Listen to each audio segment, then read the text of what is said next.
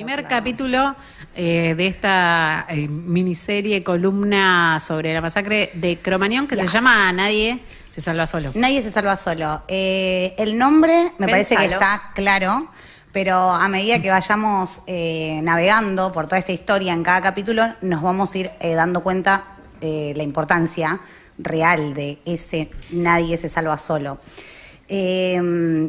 Sobre todo en estos momentos de tanto individualismo y que sálvese quien pueda, yo hago lo que pueda, bueno, ahora te voy a demostrar que no es tan así.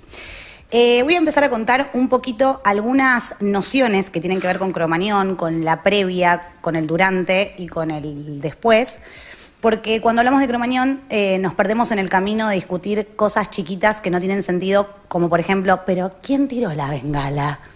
Pero bueno, entonces, nada, nos vamos a ir metiendo de a poquito en todo esto que es nombres, quiénes eran las personas que forman parte de esta historia o nombres que van a ir escuchando a lo largo de esta columna y un poquito también hacer un revisionismo de qué era lo que estaba pasando en esa época. Estamos hablando de diciembre 2004. En ese momento, diciembre de 2004, hacía apenas un año que iniciaba su mandato el expresidente, el señor Néstor Kirchner. Sí. Veníamos de la crisis del 2001, una crisis que fue obviamente ocasionada por las medidas neoliberales económicas del menemismo y que había llevado a la Argentina a un estallido social. Dentro de ese marco, de esa circunstancia, lo que pasa es que el rock empieza a copar la escena musical. Si bien el rock venía copando la escena musical, el rock barrial, lo que se llama el rock barrial, que son bandas de garage, empiezan a cobrar preponderancia porque justamente lo que hacían era cantar un poco lo que la gente necesitaba escuchar. Eran representativos de lo que hace la gente. Un poco lo que pasa ahora, para más o menos ponerlo en tela de juicio, lo que pasa ahora con algunos, claro, de algunos la que música sí. urbana, claro, que ya sea Dillon, puede ser Woz. También había algo de ese rock que respondía a la crisis, ¿no? Que era con nada, en un garage, con una guitarra medio desafinada, Total. yo voy y la gente me va a escuchar porque quiere escuchar algo y era medio... Y también de Total. lo precarizado, digamos, todas las condiciones precarizadas Exacto. en que se daban un recital. Totalmente, Sí, tal cual. antros, full antros. Total.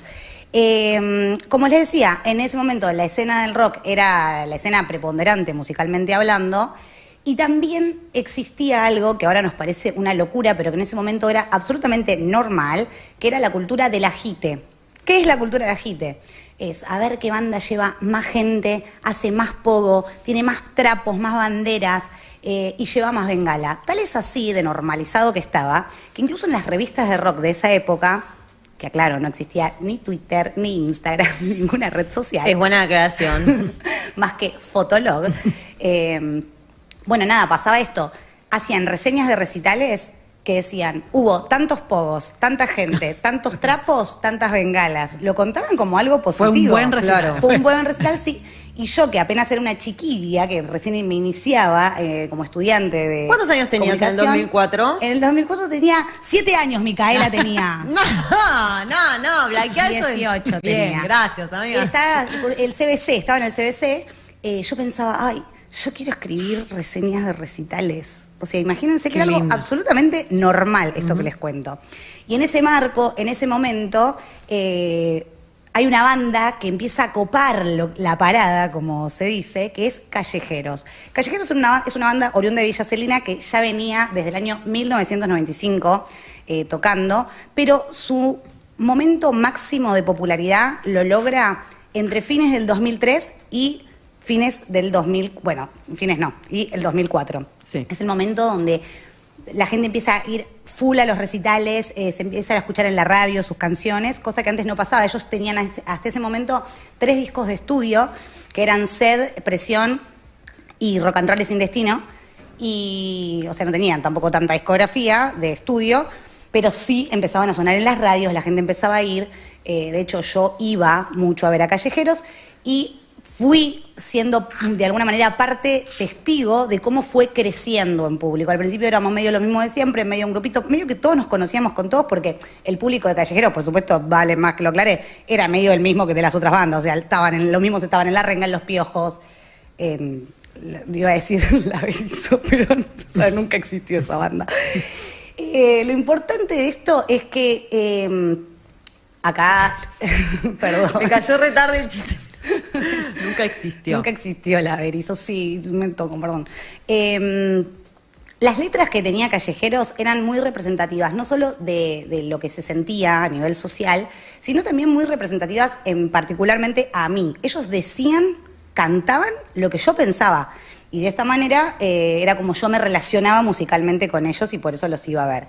Y después pueden obviamente ir a buscar en su discografía y leerse las letras de las canciones, etcétera, pero quería traer una postilla de uno de los temas que es Imposible, que dice, como pensando en algo utópico a futuro, al final del primer verso la canción dice: que decir aborto suene legal y que no sea un pecado mortal, que no se quede mi pueblo dormido, que ya no me engañen más ni jueguen conmigo.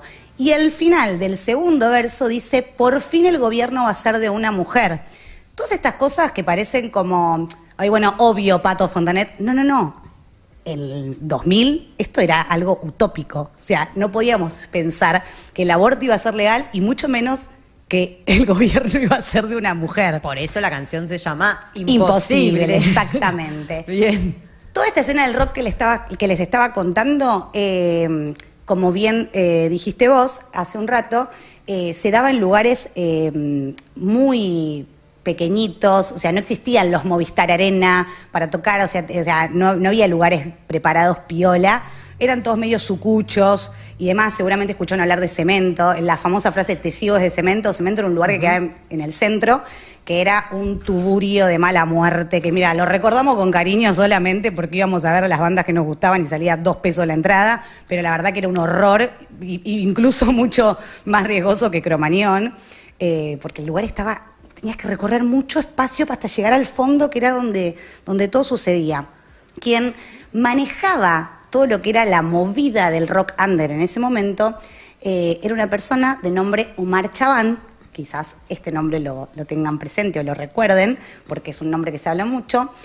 Y Omar Chabán era empresario y productor musical. Él era conocido, o sea, en el palo como difusor del rock under. Todos los artistas amaban a Chabán. Era una persona que estaba muy involucrada no solo con las bandas de rock, sino con el mundo artístico, las perfo, etc. Bueno, les decía recién. Acá preguntan, perdón, Sí. si Chabán era también el dueño de Cemento.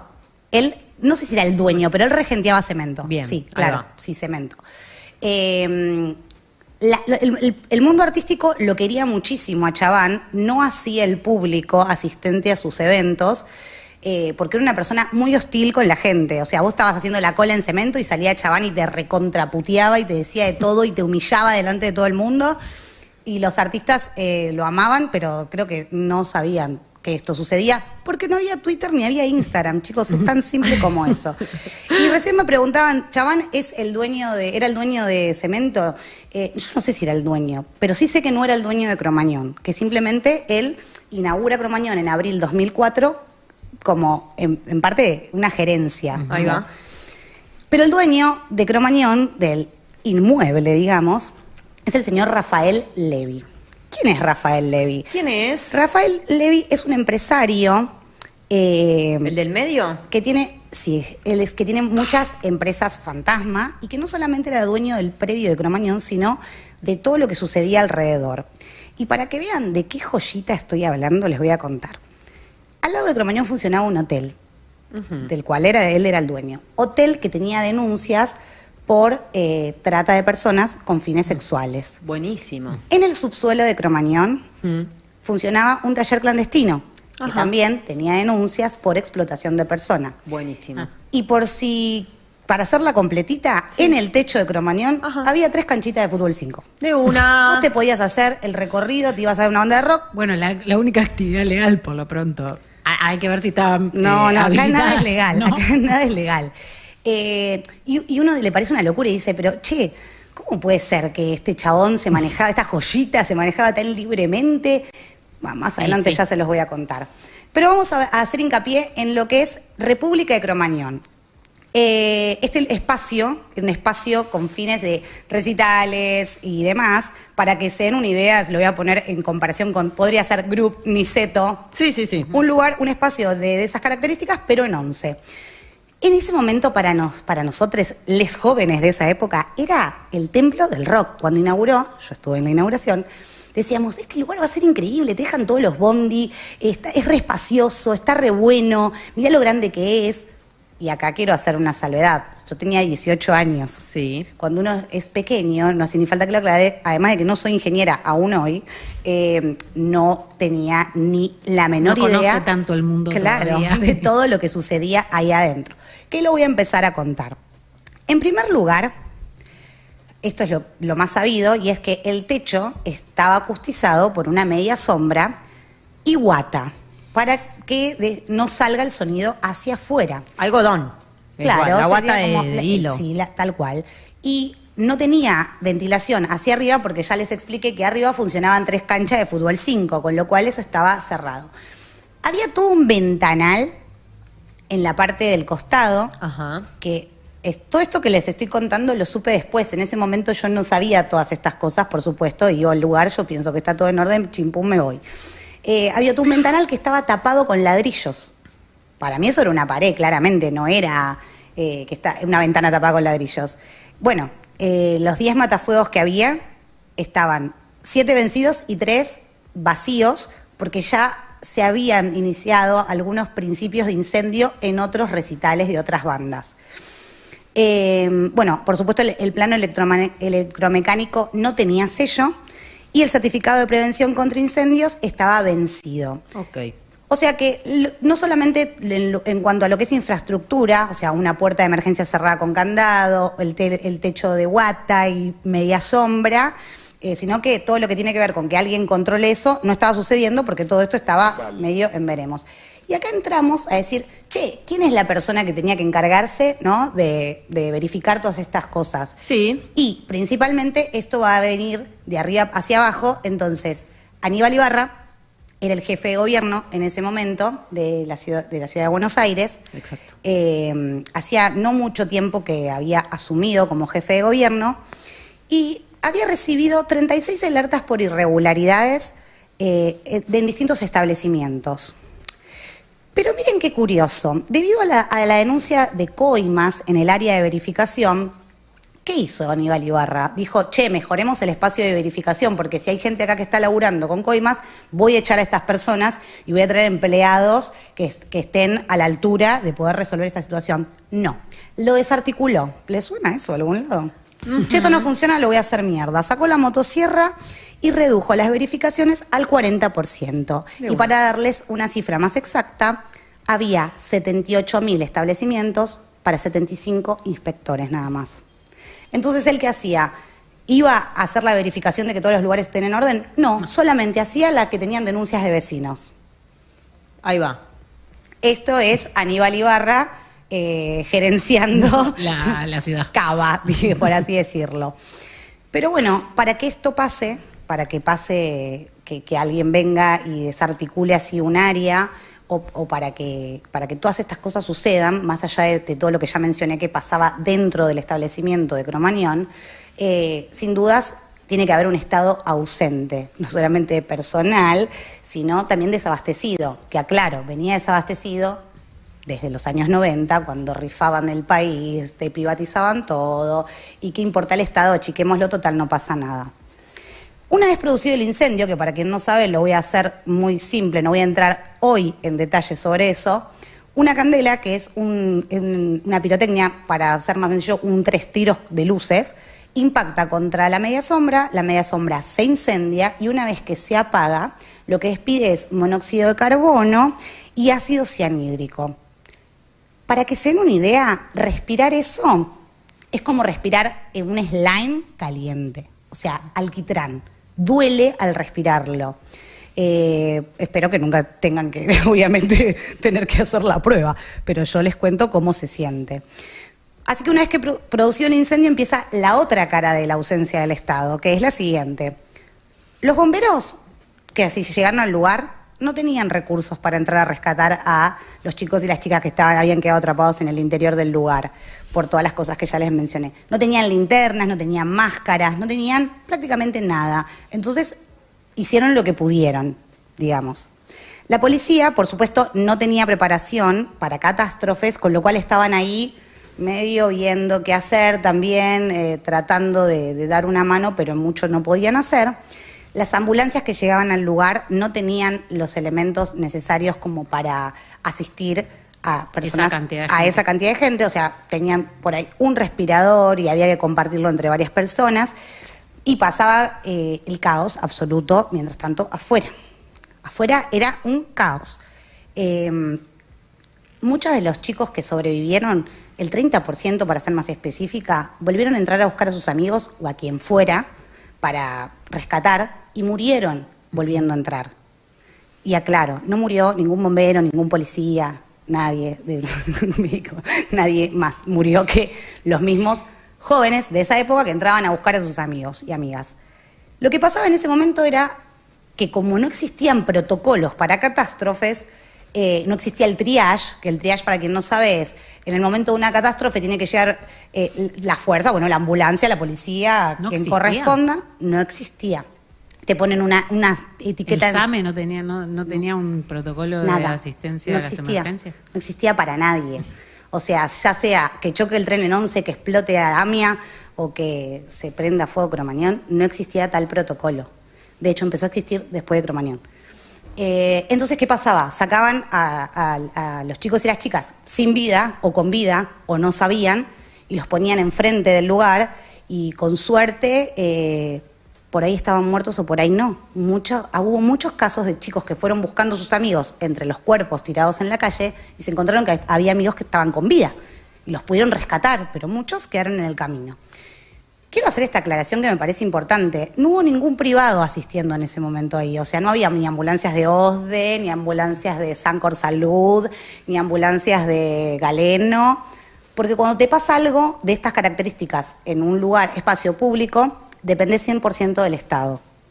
O sea, vos, que sos un cuerpo inerte en ese momento, el que te rescata no sabe si tenés OSDE o no tenés OSDE. Entonces te va a mandar a la guardia del Ramos Mejía, por ejemplo. Sí. ¿Qué pasa en la guardia del Ramos Mejía? De clínicas, de todos los hospitales que estaban a la redonda. Colapsaron. Sí. No estaban listos para miles y miles de chicos y chicas que estaban necesitando asistencia.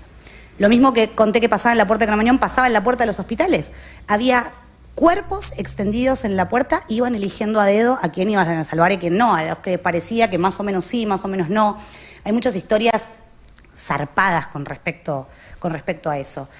Pero bueno, esto es para que tengamos en cuenta la importancia de que el Estado sea eficiente, solvente, que esté a la altura de la situación, porque si te pasa algo de estas características, no importa si vos tenés la chance de acceder a un privado, el privado no va a estar ahí para vos. Te sumo algo quizás al pedo, pero digo, que un bombero no tenga la máscara que necesita, no es que un día llega un gobierno y dice, ahora tiramos todas las máscaras que hay. Claro. Son años desde financiamiento, de ir sacando de a poco esa guita que el Estado tiene en un presupuesto destinada a cuidar a la gente, a la salud, a todo lo que necesitamos que esté el Estado. Cuando uno va aplicando esos recortes y haciendo esas jugadas, lo que va pasando es que empieza a bajar la calidad de todo, se empieza a desfinanciar todo. Llegás a un 2004 sin máscaras de bomberos por un montón de años atrás de correr al Estado de un lugar principal y de ir sacándole presupuesto, ¿no? Total. Por eso hago este hincapié, porque a veces la gente dice, ¿qué me importa? Igual yo tengo preparado, no me interesa nada el Estado. Bueno, debería. Bueno, les voy a dar 3 ejemplos de lo que sucedió con algunos de estos personajillos. Una vez que se incendió Cromañón, bueno, Chabán se da la fuga y tiene pedido de captura internacional y lo encuentran en un local escondido como una rata a los días. Callejeros, la banda, se queda en el lugar rescatando gente, asistiendo gente, porque estaba su familia también y sus amigos ahí adentro. Y Aníbal Ibarra, después de un juicio político que dura 1 año, es destituido de su cargo. Creo que es la primera vez que un jefe de gobierno es destituido de su cargo, en el caso del señor Aníbal Ibarra. Para agosto de 2008, o sea, habían pasado 4 años, arranca el primer juicio. Este juicio es largo y tiene muchas instancias, pero en una primera instancia había 15 acusados. Estaba la banda, funcionarios públicos, Chabán, Policía Federal y bomberos. En agosto del 2009 van a sobreseer a Ibarra sin llamarlo indagatoria, es decir, sin ni siquiera interrogarlo, porque consideran que no tiene nada que ver. O sea, una persona que tuvo un juicio político y que fue destituido no tiene nada que ver con la mayor masacre no natural de este país. Bueno, en ese mismo juicio los bomberos es que denuncian que no tenían los recursos. Y ahora les voy a pasar a contar las primeras condenas, que las van a dejar atónitas, porque no van a poder entender cómo de toda esta cadena de gente que podría haber caído, miren lo que pasa. A Omar Chabán le dan 20 años de cárcel. Spoiler alert, muere en el año 2014 en la cárcel y particularmente yo aún no lo perdono, ni en esta ni en la próxima vida lo perdonaré. Diego Argañarás, que era el manager de la banda, le dan 18 años. A Carlos Díaz, que era subcomisario, también le dan 18 años. A Raúl Villarreal, que era seguridad del lugar, le dan 1 año en suspenso. Miren qué curioso, los únicos funcionarios que tienen 2 años de prisión, que por supuesto es escarcelable, son 2 mujeres, Fabiana Fisbin y Ana María Fernández. Qué lástima, porque si hubiesen sido un varón como Gustavo Torres, hubiesen estado absueltas. De una. Y ni hablar si hubiese sido comisario. Mirá la suerte que tenés, como Miguel Belay, que también quedó absuelto. En ese juicio también absuelven a Callejeros, pero 2 años después, la Cámara revoca la absolución de Callejeros y condena no solamente a la banda, sino también al escenógrafo a penas que van desde los 3 a los 7 años de prisión. Salvo por Eduardo Vázquez, baterista de Callejeros y femicida, que en el año 2010 prendió fuego a su mujer Wanda Tadei y por eso tiene cadena perpetua. Y aclaro, no tiene nada que ver con Cromañón. Eduardo Vázquez es un femicida con o sin Cromañón en su vida. Es un femicida. Bien. Todas estas condenas que han anoten. Si están para el examen de fin de año, vayan anotando. Porque fue un recurso que él utilizó en su juicio, diciendo que él había hecho eso porque tenía... y la verdad que no, Vázquez. Claro. La verdad que ninguno de nosotros estamos prendiendo fuego a nadie, así que es la verdad que totalmente falso.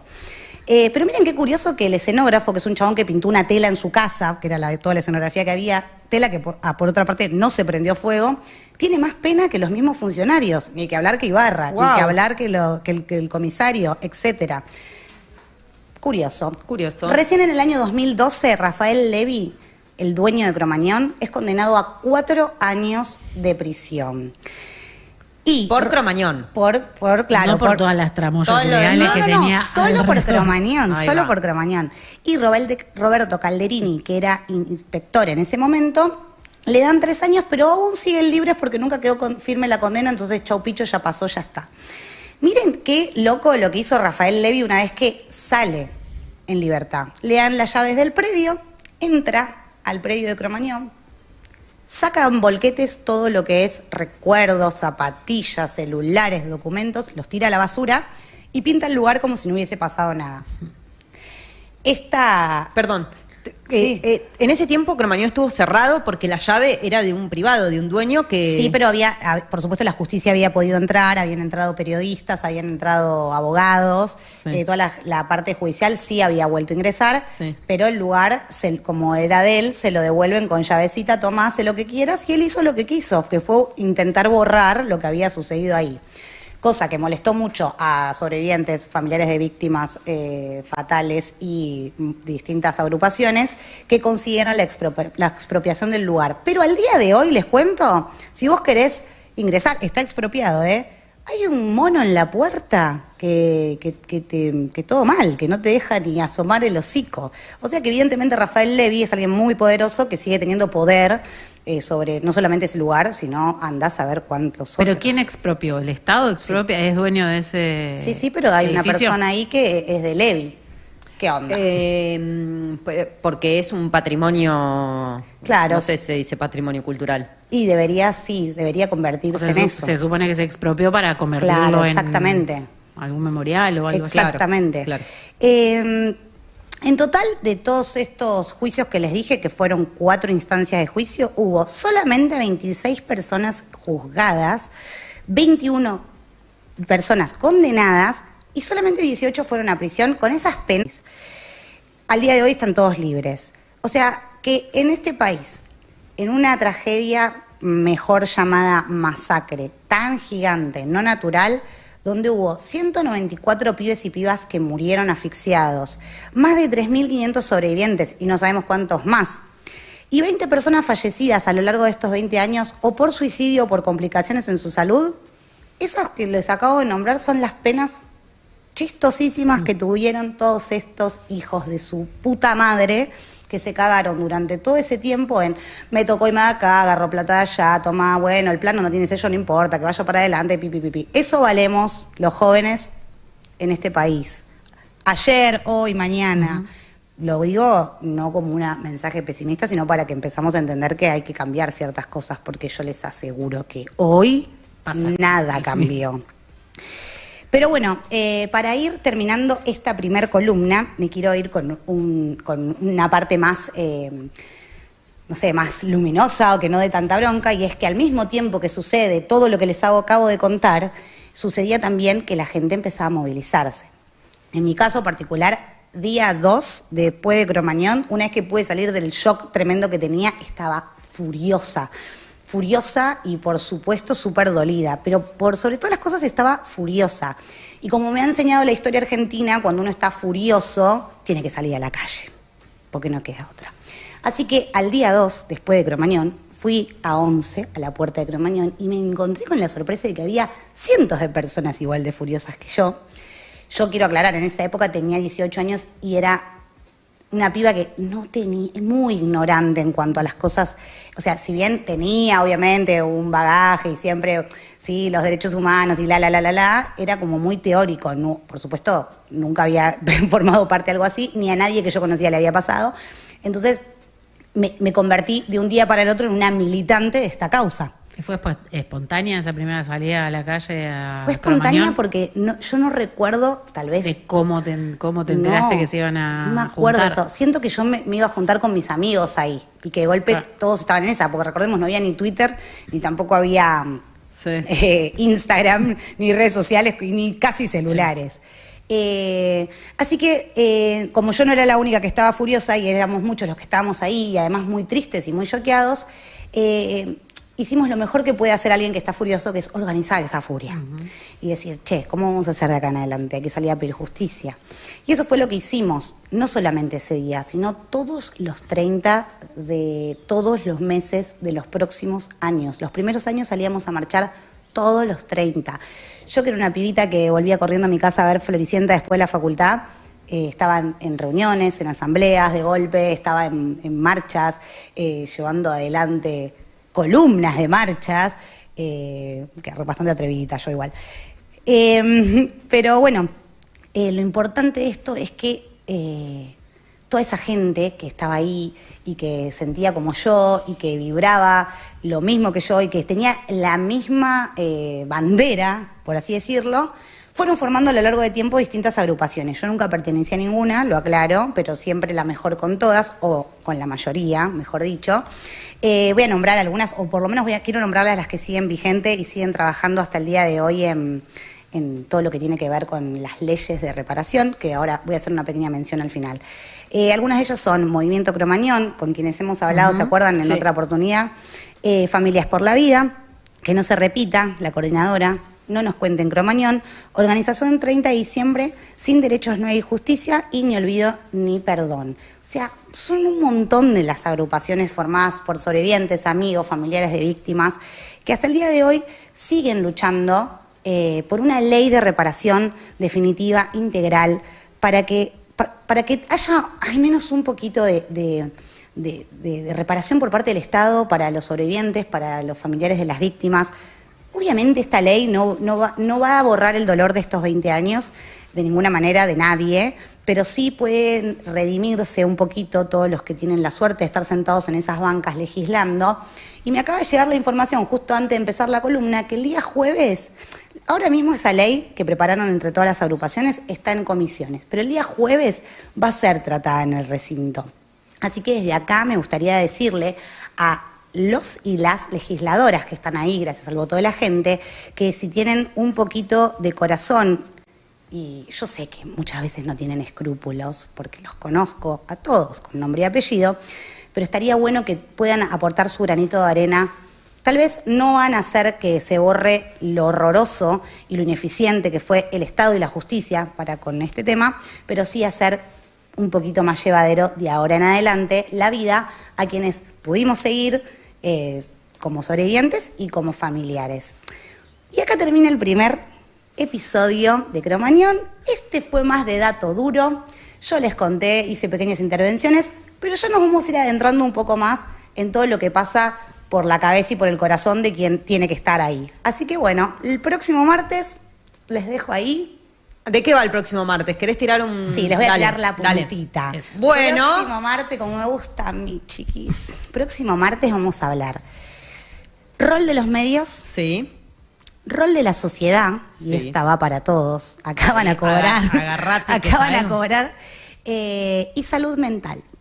Hermoso, amiga. Buenísimo. Sí, esta columna entonces es la columna del contexto, nos pone en situaciones, la primera, para quienes están del otro lado, si les ha gustado y tal, compártanla, compartan el programa, porque como esto sigue, está bueno que ruede esta primera columna, así para el programa que viene, cuando Lolita trae el capítulo 2, estamos todos más o menos en sintonía. Sí.